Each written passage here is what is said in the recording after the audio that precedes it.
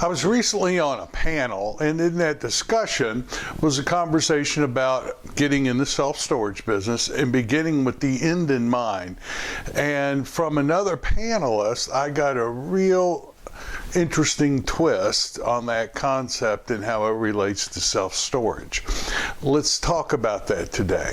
My name's Mark Helm. I'm the author of Creating Wealth Through Self-Storage, and I'm the creator of the Quick Start Academy. The Quick Start Academy houses the training that I offer the small investor who wants to get in the self-storage business or grow their self-storage business, and it's housing right now the on-demand self-storage boot camp, which is the premier training I offer that allows a person to go from wherever they are now, no matter what the market's doing, all the way to putting your first self-storage facility into service. You can find out more about it at creatingwealththroughselfstorage.com. But I was recently on a panel discussion in the Self-Storage Investor Nation Summit. And on that panel was a gentleman, Ryan Smith from Elevation Capital Group, and he was giving some advice to somebody trying to get in the self-storage business. And he said, begin with the end in mind. Now, I've done a whole series on Stephen Covey's 7 Habits of Highly Effective People. You can go to episodes 28 through 35, or if you're seeing this on creatingwealththroughselfstorage.com, there'll be a link where you can be taken to those episodes. But Ryan came up with a twist that I hadn't really fully flushed out in my thinking about it. Now, I work with a lot of people who have X number of dollars to get in the self-storage business.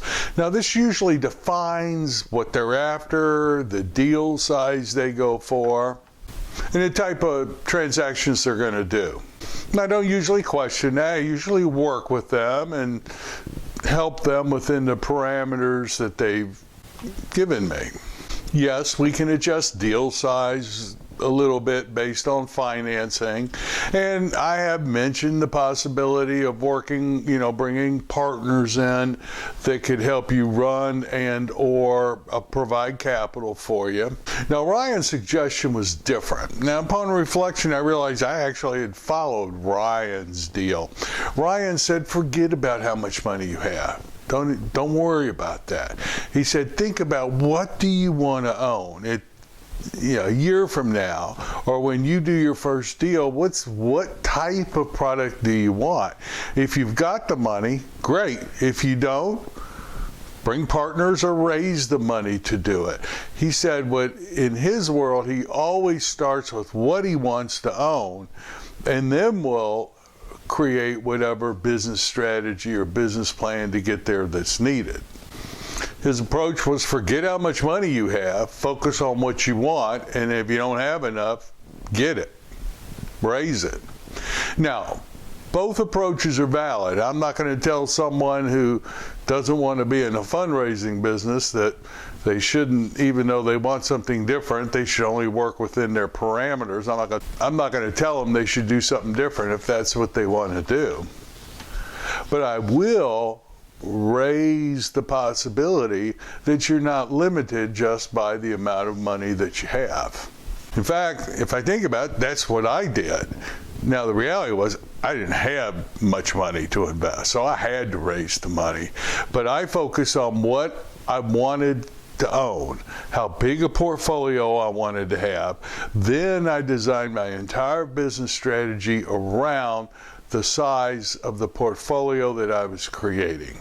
Each approach is valid. One's not better than the other, but focus on what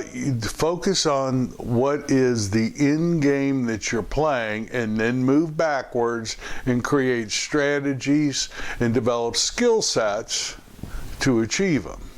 Whatever strategy you use, I promise you, there's a learning curve for you. Many people I work with use whatever resources they have now to get in the self-storage business, because in a heated market and you're raising money, you might have very different conversations with potential investors if you're already in the business, as opposed to this is your first deal. That's another valid approach, and one that many of the people I'm working with I recommend, or we're in the process of doing that now. What I love about the self-storage business is not necessarily the amount of cash flow or money that it generates or net worth that it generates, although, believe me, I like both. But what I really love about this business is who I get to be, who I become on the process of moving towards my vision or the end in mind. The experience of creating a game, creating a vision, then moving through the spaces to get to that vision and get to that goal, and who I get to become in the process is, for me, is where the real juice is in the self-storage business.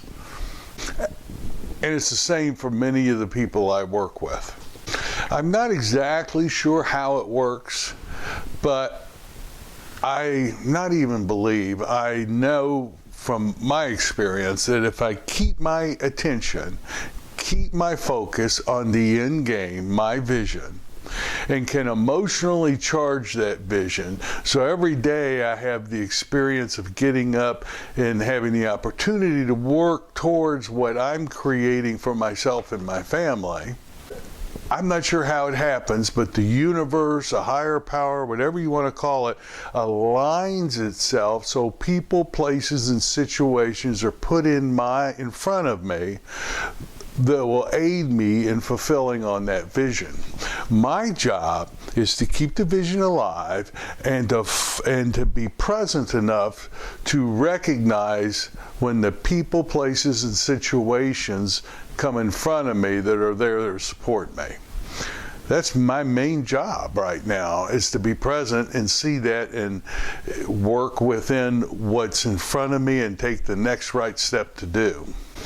Anyway, this is one of the lessons that being in the self-storage business has taught me. Begin with the end in mind and keep that vision, that end in mind game present every day that we're working in the business, and then just do the next right thing in moving towards that vision. You do that, you'll have a very fulfilling business, and you'll have a very successful experience inside the world of self-storage. Thank you for letting me share with you. My name's Mark Helm. I'm the author of Creating Wealth Through Self-Storage, and I'm the creator of the Storage World Analyzer. That's the financial analysis tool we use to analyze self-storage. If you're using Excel, great, but I invite you to look and consider the benefits that the Storage World Analyzer can offer you. Thank you very much. I'll see you next week.